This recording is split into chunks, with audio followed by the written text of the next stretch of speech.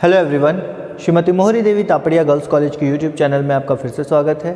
हम monoclonal antibodies और hybridoma technology के बारे में पढ़ रहे थे। कल बेसिक इंट्रोडक्शन देखा था, कुछ स्टेप्स देखे थे। तो बेसिकली हमने क्या देखा था कि हम हाइब्रिडोमा बनाते हैं, मतलब बेसिकली हाइब्रिड एंटीबॉडीज़ बनाते हैं। एंटीबॉडी और उसके साथ कैंसर सेल जो माइलोमा सेल्स जो होते हैं उसको मिला के हम हाइब्रिडोमास बनाते हैं। मोनोक्लोनल इसलिए बोलते हैं क्योंकि ये बहुत स्पेसिफिक होता है, एक पर्टिकुलर एंटीजन के पर्टिकुलर एपिटोप के लिए ही ये बना रहता है। एपिटोप के बारे में मैंने बोला था कि एंटीजन के ऊपर जो एंटीबॉडी डिटरमाइनिंग साइट्स होती है, वैसी साइट जिसको पहचान के एंटीबॉडी उस पर अटैच होता है, वो साइट्स प्रेजेंट होती है, उनको अपन एपिटोप बोलते हैं।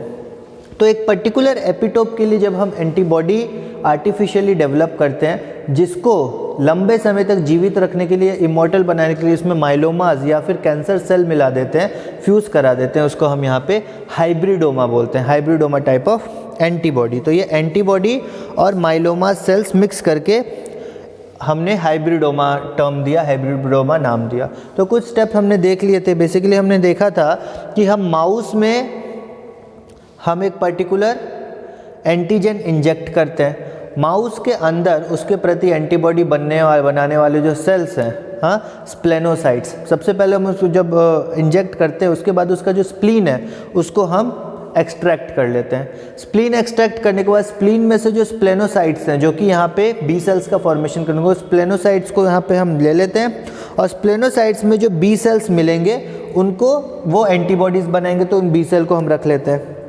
दूसरे माउस को लेंगे, उसमें हम कैंसर इन्फेक्ट करवाएंगे या फिर कैंसर कॉजिंग माउस ऑलरेडी होगा, वहाँ से हम माइलोमा सेल लेंगे जो कैंसर कॉजिंग सेल्स होते हैं। माइलोमा सेल की स्पेशलिटी होती है कि वो जो है अनकंट्रोल्ड ग्रोथ करते, एक तरह से इमॉर्टल होते, वो बढ़ते ही जाते, कभी ख़त्म ही नहीं होते। तो उनकी ये जो क्वालिटी है उसको हम यहाँ यूज़ करेंगे। तो जो एंटीबॉडी बी सेल हमने एक माउस से लिया और माइलोमा सेल दूसरे माउस से लिया, उस दोनों को फ्यूज़ करेंगे और फ्यूज़ करके जो प्रोडक्ट बनेगा वो हाइब्रिडोमा होगा। उसका क्या फंक्शन होगा, वो किस तरह से, मतलब क्यों ऐसा किया जा रहा है, इसलिए किया जा रहा है कि हमने सबसे पहले तो एक स्पेसिफिक एंटीजन के प्रति एंटीबॉडी हमें एक माउस से मिल गया और एक ऐसा सेल मिल गया जो कि हमेशा ग्रो कर सकता है। तो दोनों को फ्यूज़ करेंगे तो हमारे पास बेसिकली एक ऐसा एंटीबॉडी हो जाएगा जो स्पेसिफिक भी होगा और लंबे समय तक जीवित रहेगा। तो इसके लिए हम इसको बोलेंगे हाइब्रिडोमा। ठीक है, अब इसके बारे में हम थोड़ा आगे और पढ़ते हैं। अब हमें तो पता है कि यहाँ पे बी सेल जो है उसका इस्तेमाल होता है और माइलोमा सेल का इस्तेमाल होता है। तो बी सेल में HGPRT, बी सेल में HGPRT जीन मौजूद होता है। बी सेल में HGPRT जीन मौजूद होता है। इसका फुल फॉर्म देखो तो है hypoxanthine guanine phosphoribosyl transferase. HGPRT जो है स्टैंड्स फॉर हाइपोजेंथाइल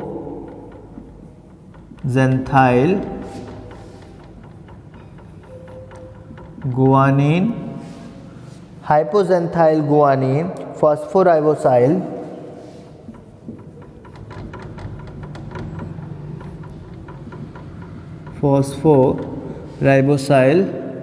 ट्रांसफरेज।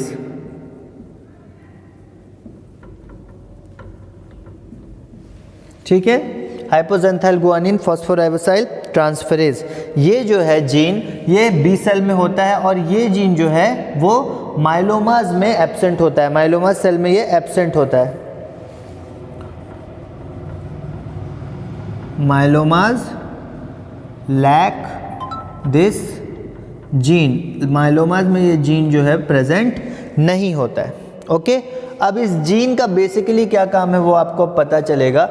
ये चीज़ याद रखना ये बहुत ज़रूरी है कि बी सेल में HGPRT जीन प्रेजेंट होता है और माइलोमा सेल जो होते हैं उसमें ये जीन एब्सेंट होता है। ठीक है, अब इसके बारे में देखें तो जो हाइब्रिडोमास जो हैं, जो हमने हाइब्रिडोमास बना लिए, कल हमने देख लिया था वीडियो, तो हाइब्रिडोमा जो हमने बना लिए तो उसको HAT मीडियम, हाइपोजेंथाइन एमिनोप्ट्रीन थाइमिडीन मीडियम में हम रखेंगे।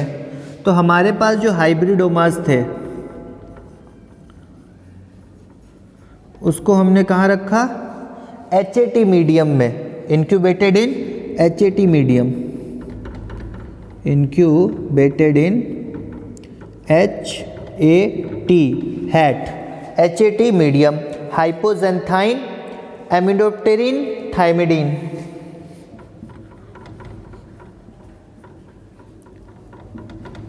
Hypoxanthine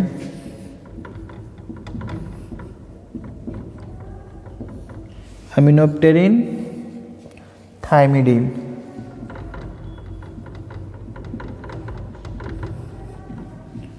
इस मीडियम में हमने इंक्यूबेट किया हाइब्रिडोमास को कितने देर के लिए? अप्रोक्स 10 से 14 दिन के लिए, फॉर 10 to 14 डेज। 10 से 14 दिन के लिए हमने HAT मीडियम में जो हाइब्रिडोमास हमने बनाए उनको इंक्यूबेट कर दिया। ठीक, अब हाइब्रिडोमास को अगर सरवाइव करना है, ये जो हाइब्रिडोमास बने इनको अगर सरवाइव करना है तो इनको न्यूक्लियोटाइड्स का फॉर्मेशन करना होगा, इनको न्यूक्लिक एसिड्स बनाने होंगे। अगर ये न्यूक्लिक एसिड्स नहीं बनाएंगे तो अंदर रेप्लिकेशन स्टार्ट नहीं हो पाएगा, जो बेसिक इनके अंदर कैरेक्टर है वो ट्रांसफ़र नहीं हो पाएगा। तो इनको सरवाइव करने के लिए हाइब्रिडोमास को न्यूक्लिक एसिड फॉर्मेशन करना पड़ेगा। अब यहाँ पे इस केस में न्यूक्लिक एसिड फॉर्मेशन 2 पाथवे से होता है, एक हाइपोजेंथिन पाथवे है और दूसरा है यूरिडीन पाथवे। ठीक है, पर एक पाथवे जो है उसमें HGPRT लगता है। 2 पाथवे से यहाँ पे न्यूक्लियोटाइड्स या न्यूक्लिक एसिड बन पाते हैं, एक पाथवे में HGPRT की रिक्वायरमेंट है। तो अब आप बताओ कि हाइब्रिडोमास में जहाँ पे बी सेल हैं वही जो है HGPRT से ग्रो कर सकते हैं। इस चीज़ को लाने का मतलब यहाँ पे ये था कि जब हम हाइब्रिडोमा टेक्निक यूज़ करते हैं और बी सेल और माइलोमास को फ्यूज़ करते हैं तो कई बार ऐसा होता है कि उस पर्टिकुलर मीडियम से बी सेल और माइलोमास कई बार मिल ही नहीं पाते, तो वो अलग अलग रहते हैं। तो बी सेल माइलोमा हो गया, अगर कोई पर्टिकुलर अकेला माइलोमा सेल है, सिर्फ कैंसर सेल है, वो अगर वहाँ पे रख गया तो हम नहीं चाहते वो ग्रो कर पाए। ठीक है, तो सिंगल माइलोमा सेल यहाँ पे ग्रो नहीं करने चाहिए। तो अब देखो यहाँ पे हमने देखा कि हाइब्रिडोमा को हमने HAT मीडियम में 10 से 14 दिन के लिए इंक्यूबेट करने के लिए रख दिया। अब इनको सर्वाइव करने के लिए न्यूक्लियोटाइड चाहिए। ठीक है, hybridoma, they require to synthesize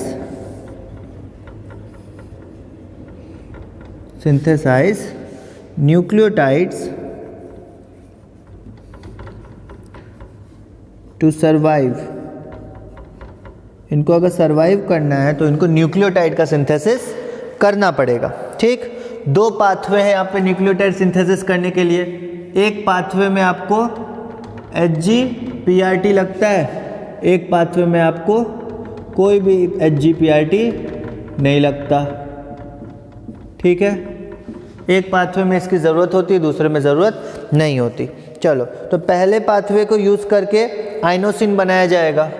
पहले पाथवे को यूज़ करके बनाया जाएगा आइनोसिन, जो कि एक न्यूक्लियोसाइड है। आइनोसिन एक न्यूक्लियोसाइड है।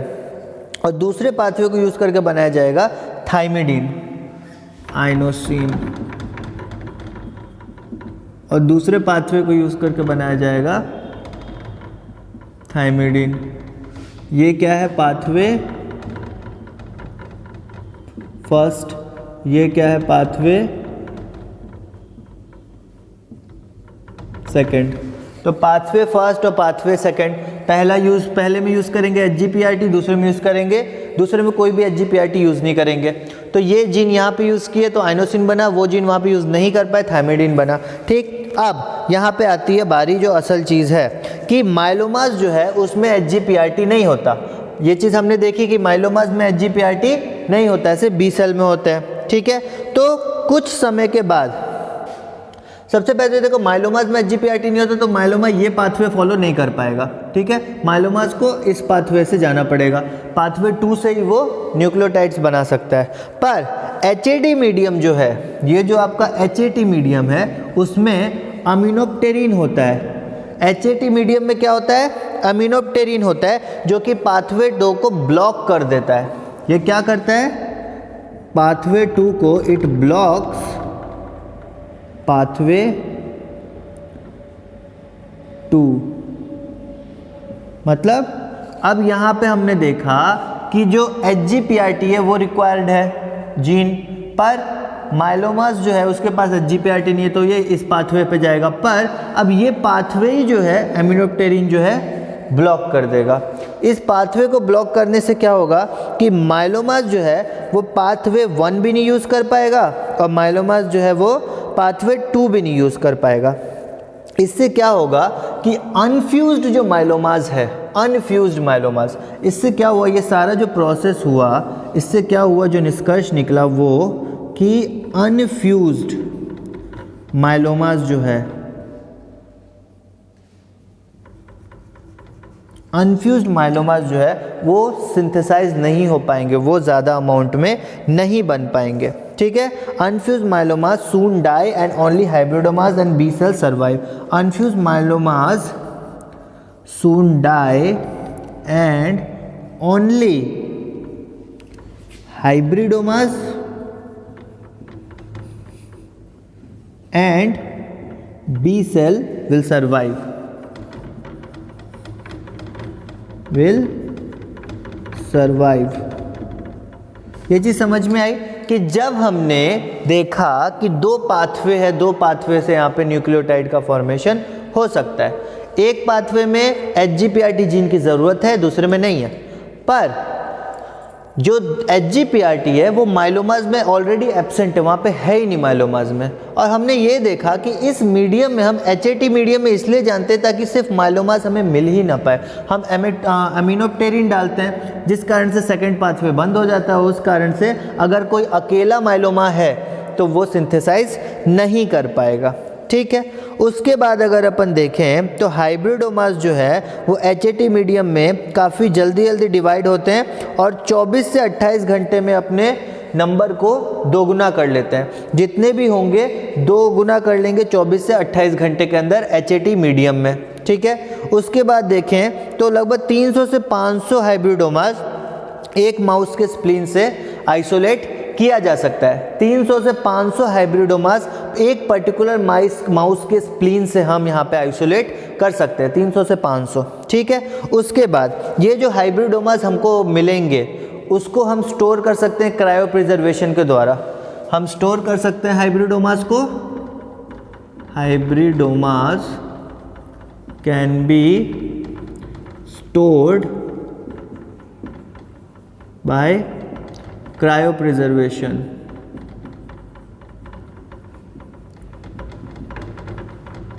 एक बहुत ही कम टेम्परेचर पे, एकदम बहुत लो टेम्परेचर पे, माइनस में टेम्परेचर पे हम फ्रोज़न कर देते हैं, उसको जमा देते हैं और क्रायो प्रिजर्वेशन कर देते हैं। ठीक है, उसके बाद जब भी रिक्वायरमेंट होगी हम इसका यूज़ कर सकते हैं। उसके बाद इसको अपन चाहें तो जब माउस में इंजेक्ट करके वापस से ग्रो भी करवा सकते हैं, मतलब हमारे पास ऑलरेडी एंटीबॉडी है, ज़्यादा अमाउंट में चाहिए तो उसको माउस में वापस से इंजेक्ट कर दो और ये माउस में अपने आप बढ़ना स्टार्ट हो जाएगा। ठीक है, और उसके बाद अगर अपन देखें तो ये जो पर्टिकुलर हमने हाइब्रिडोमा बना के रखा, ये हाइब्रिडोमा क्या होता है, एक फ्लूइड होता है, एक लिक्विड होता है, उस लिक्विड के अंदर ये एंटीबॉडीज़ प्रेजेंट होते हैं। तो इसको हम चाहें तो ये मोनोक्लोनल एंटीबॉडीज़ जो है वो डायरेक्टली भी हम यूज़ कर सकते हैं, जहाँ भी ज़रूरत हो, जिस पर्टिकुलर इंडिविजुअल में ज़रूरत हो उसमें हम इंजेक्ट करके इसको डायरेक्ट यूज़ कर सकते हैं। ठीक है, तो ये था हाइब्रिडोमा टेक्नोलॉजी। कल तक हमने पढ़ा था कि बी सेल और माइलोमा सेल्स जो है उसका इस्तेमाल होता है, उसको फ्यूज़ करके हाइब्रिडोमा बनाया जाता है। आज हमने ये पढ़ा कि वो जो बी सेल और माइलोमास हैं वो जब फ्यूज़ हो जाते हैं, हाइब्रिडोमास बनते हैं, तो हो सकता है कि उस पर्टिकुलर मीडियम में कई माइलोमास और कई बी सेल फ्यूज़ ना हो पाए और ऐसे ही रहें, मतलब वो बी सेल अलग रहें, माइलोमास अलग रहें। तो हम नहीं चाहेंगे कि सिर्फ कैंसर सेल वापस किसी में हम इंजेक्ट कर दें। इस कारण से हम यहाँ पे वो जो मीडियम है, वो जो पर्टिकुलर हाइब्रिडोमा है, उसको किस में ग्रो करते हैं, अमीनोप्टेरिन में। अमीनोप्टेरिन में ग्रो करने से ये फ़ायदा होता है कि जो अकेला माइलोमा सेल होगा वो ग्रो नहीं कर पाएगा, वो मर जाएगा वहाँ पे। ठीक है, तो हमें जो पर्टिकुलर जो प्रोडक्ट मिलेगा हमारे कल्चर के बाद, वो या तो सिर्फ हाइब्रिडोमास होंगे, नहीं तो बी सेल होंगे, और दोनों शरीर के लिए ज़रूरी होते हैं। तो ऐसे हम हाइब्रिडोमा टेक्नोलॉजी के थ्रू जो एंटीबॉडी है, हमें किसी पर्टिकुलर एंटीजन के प्रति अगर एंटीबॉडी की रिक्वायरमेंट है तो उस एंटीबॉडी को हम ले सकते हैं या बना सकते हैं और माइलोमा सेल्स की मदद से एक बहुत लंबे समय तक या फिर अनंत काल तक आप बोलो उसको हम जीवित रख सकते हैं, फंक्शनल रख सकते हैं। ठीक है, तो ये था hybridoma technology and monoclonal antibody जो हम यूज़ करते हैं कई प्रकार के एंटीबॉडीज़ को बनाने में और एक पर्टिकुलर एंटीजन के खिलाफ एक दवाई या एंटीबॉडी बनाने में हम इस टेक्नोलॉजी को यूज़ करते हैं। सो हाइब्रिडोमा टेक्नोलॉजी बस इतना ही था। कुछ इसके यूजेस और भी कुछ चीज़ें हम थोड़ा बाद में पढ़ेंगे अगले वीडियोस में, कुछ एप्लीकेशंस भी इनके देख लेंगे। तब तक के लिए ये वीडियो के आप नोट्स बनाइए और अगर ये वीडियो पसंद आई हो तो इसको लाइक कीजिए, शेयर कीजिए और इस चैनल को सब्सक्राइब कीजिए। मिलते हैं अगले वीडियो में नए टॉपिक के साथ। Thank you very much.